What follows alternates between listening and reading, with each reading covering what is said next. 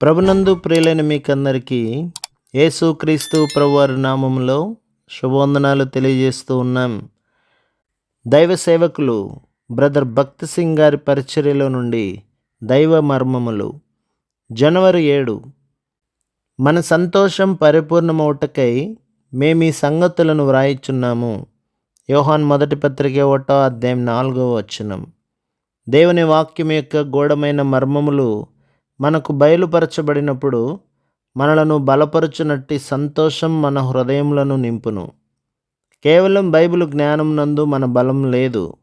యేసుక్రీస్తు ప్రభు తానే పరిశుద్ధాత్మ ద్వారా తన వాక్యమునందలి మర్మములను మనకు బయలుపరిచినప్పుడు మనము బలపడుచున్నాము. గొప్ప సంగతులను నీకు తెలియజేతును. ఇర్మియా గ్రంథం 33:3.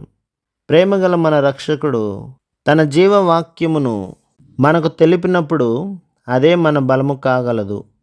మనం ఆయన వాక్యమును ధ్యానించినప్పుడు దినదినమునకు అధిక పరిమితిలో ఆయన తన్ను తాను మనకు బయలుపరుచుకొని కొలది అదే పరిమితిలో మన సంతోషం కూడా అంతకంతకు విస్తరించుచుండుట మనం కనుగొనగలం. మనం ఆయన కొరకు కనిపెట్టుచుండగా అనుదినం ఏదో ఒక క్రొత్త సంగతిని ప్రభువు మనకు ఇచ్చుచుండును.